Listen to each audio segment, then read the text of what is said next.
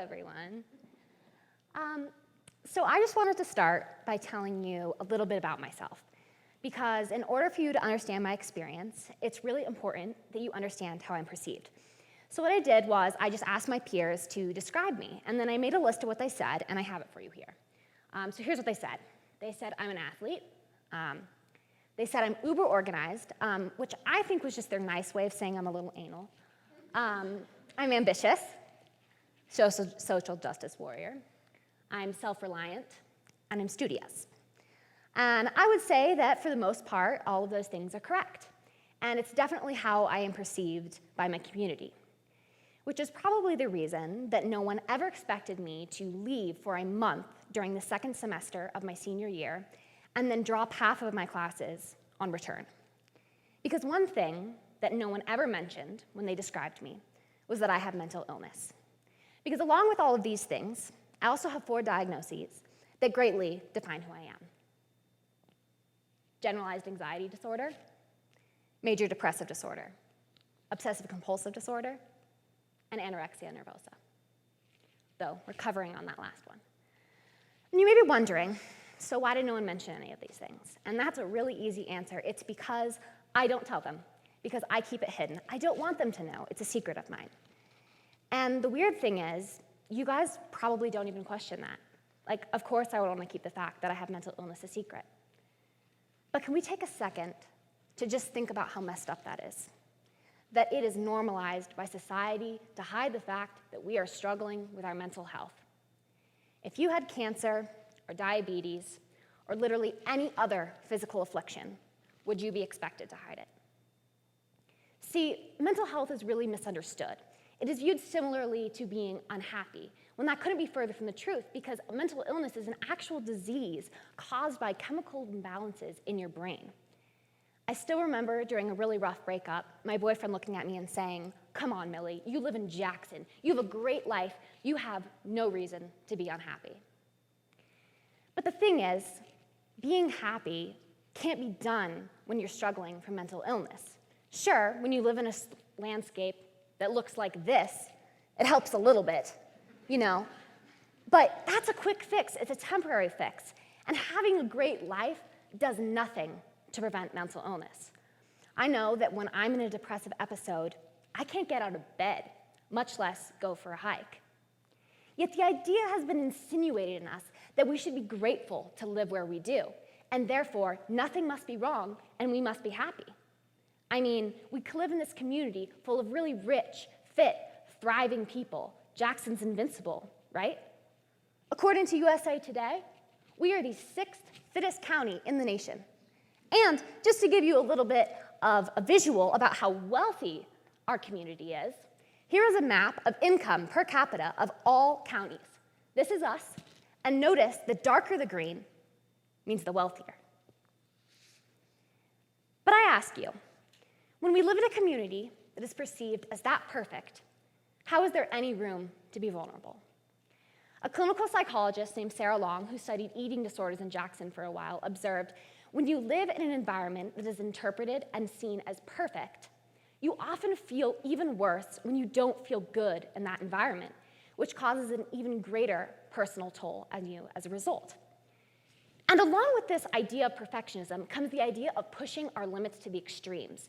These extremes come from the super fit and the super wealthy, and all of a sudden, our lives become a big competition. Who can hike the biggest cliff? Who can get the most days on their ski pass? Who can make the most money? Who can get into the best college? Who can party the most? Who can smoke a lot of pot and still be really successful, right? Just for a little example, one of my mom's friends did the Rendezvous Hill Climb, a 6-mile uphill race while she was 8 months pregnant. She comes from this group of friends that are all extreme skiers and outdoor enthusiasts, and they all moved to Jackson to participate in this extreme culture. So of course, she wasn't going to back down to that challenge. She wasn't going to accept the vulnerability of being pregnant, because actually carrying another human inside of her was not a good enough excuse to just not participate. So my parents always warned me against going to an East Coast school, because they're known for being really cutthroat and therefore unsupportive. But you know, I don't think we're really all that different. Just in the 2019 graduating class, We have someone going to Harvard, Stanford, 2 at Cornell, 2 at Berkeley, 3 at USC, and a ton of really hard schools to get into. And it's not just the kids graduating. This town is full of Ivy League alumni and really successful people, which only further fuels the idea that we all need to be perfect. And I'm not just talking about adolescents here. People of all ages feel this need to constantly be proving themselves as worthy. And when you're in an environment that is that competitive, any sort of vulnerability is seen as a bad thing because it means admitting that you aren't perfect. According to the World Health Organization, 1 in 4 people will suffer from a mental disorder at some point during their lives. Now, I don't know what the exact statistics are for Jackson, but I do know that a local therapist opened her practice in August and already has a completely full client list. That's how many people in Jackson are in need of therapy. And those are just the people that are seeking out treatment, because only 2 out of 3 people that have a mental illness will seek treatment because of the stigma. See, the thing is, people always seem to be oblivious that people are actually suffering, or shocked to find out that someone is mentally ill. During my sophomore year, I had to have a meeting with all of my teachers because my mental illness was starting to take a toll on my schoolwork. The next day in the library, one of my teachers approached me and she goes, "Millie, oh my God, I had no idea that you had anxiety. You seem so put together. You're the last person I would have pinpointed. Also, have you tried meditation?" And I kind of nodded my head politely, but in my head I was thinking, "Lady, I have tried more types of meditation than you probably know exist." And that story always stuck with me, not because of how inappropriate it was that she approached me in a public place or that she suggested treatment methods, because it just goes to show how oblivious people are to the broad spectrum that exists with mental illness. They expect that if someone is suffering, it's going to be obvious, that they're not going to be showing up to school or to work, or that if they're cutting themselves, it's going to be an obvious spot, like on their arms, or that they're going to be abusing substances, or that they will have just gone through some great tragedy. And while all of those things are the case a lot of the time, it is also a totally concealable illness. So really anybody that you look at could be suffering and you'd have no idea. And to me, that is understandable, how you could go through life and not really think about it. We don't like to assume the worst. But what's crazy to me is that in my experience, because people know so little about these illnesses, that they actually think that people are lying about having them.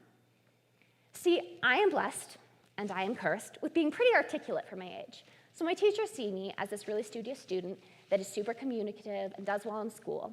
So then I come in and I say, "I'm dying over here. I need help." And they're really confused. They're like, "Well, I mean, you look fine and you're doing better than your classmates." I actually had one teacher go as far as to write on a medical form that she did not think I had any sort of illness and that I was just using my testing accommodations to cheat the system and get better grades because I was taking too hard of classes. And that was really wrong, yes. But what it just shows me is that people don't believe what they can't see. And here, everybody bottles up their emotions, and they pretend to be okay. And that's really dangerous, because then, when someone goes through a hardship, they feel super isolated and alone. And then they wonder, what's wrong with me? Why am I struggling? Why is no one else struggling? When the reality is, they're not alone. So I took drama as a freshman, and my drama teacher was always telling us, as actors, you have an advantage because you know exactly what's actually going on in your characters' lives. You know what happened last night. And I think that that's a really prominent analogy for real life, too. Because in a lot of ways, aren't we all playing a role? I know I am. When I'm in public, I'm very different from the person that I am when I'm on my own. And my last night looks very different from what you might expect. Because when I'm sitting in class at 9 a.m. taking notes, the last thing that you would ever expect was that at 1 a.m., I was on a heap on my bathroom floor, crying. My hands are covered in blood from self-harm. I am paralyzed and unable to move because I am terrified of myself. Some days, I go to hell and back. And yet every day, I get my ass out the door, and I go to school, and I laugh with my friends, and I do my homework, and I go to sports practice, and I apply to college because I am too scared of how I will be treated and judged if I am vulnerable. So I lie. Or at least I did, which is why after 5 years of treatment, I had made no progress. In fact, I had gotten worse. Because when you refuse to be vulnerable, you can't be honest with yourself, and you can't be honest with people, and that completely cuts you off from any sort of connection. And that is really isolating, and it makes you feel alone, and that's what causes these people to go out and chase these extreme measures of superficial success. So I just talked a lot about vulnerability there. And some of you may be wondering, okay, so what is vulnerability? So I provided you with a little dictionary definition. The quality or state of being exposed to the possibility of being attacked or harmed, either physically or emotionally. I'm only referring to the emotional part. I know that you people expose yourself vulnerably physically enough. So I really just want you to think about that. And just to put it broadly, I'll give you a little example. If you feel uncomfortable doing something, it probably means that you're being vulnerable. So when I was at treatment, they made us practice being vulnerable a lot. And some days it was more of this just emotional. You had to go up and share something raw, something real that made you feel exposed. And then other days, we practiced social vulnerabilities, like karaoke. Now, I don't know if any of you have sang I Dreamed a Dream at full belt in the bright lights of a mental hospital at 10 a.m., but I have. And it is a life-changing experience. But my favorite story to tell is the time we played the rejection game, which is, pretty much as fun as it sounds. So you get a card, right, and it has a task on it. And you have to go around and complete that task until you get rejected. So, of course, with my luck, I draw the worst possible card, and I pull it up, and it says, ask someone on a date. And I'm like, awesome. But being the perfectionist that I am, I'm like, okay, I'm going to make this as hard on myself as possible. I'm not going to go find some cute old lady in the cafeteria who's going to let me down easy. I'm going to find a hot dude, right? Mess with my emotions, get my heart rate up. So I'm wandering around this cafeteria, and I acquire my target. And I'm like, okay, I gotta build up this emotion. And for some reason, that quote from We Bought a Zoo kept going through my head, where he's like, 5 seconds of insane courage, and I promise you something good will come of it. I'm like, I don't think anything good is gonna come of this, but I just gotta get those 5 seconds. So I build up all my courage, and I go up and I tap him on the shoulder, and he turns around, and I have to blurt it out before, I lose my courage, and I just say, hi, I know this is really forward, but I find you really attractive. Do you wanna go on a date with me?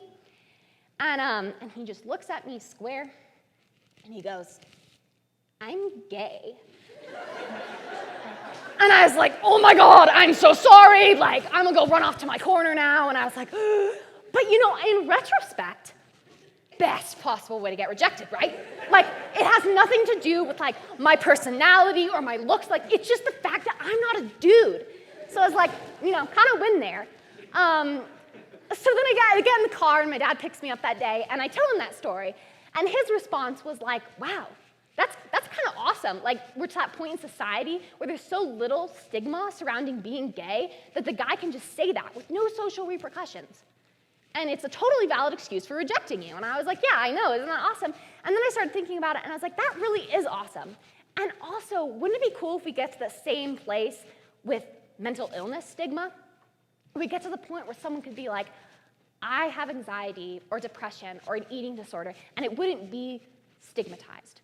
So I started thinking about this a lot, and I was like, so how do we get to that place? And it brought me back to my 8th grade National History Day project, where I studied Harvey Milk. He was the first openly gay elected official, and his slogan was, come out. He wanted all the gays to come out, all of them, because the idea was that if everyone who was gay came out, then we'd be able, as a society, to see, wow, there's a lot of people that are gay, and then you'd be able to have more empathy.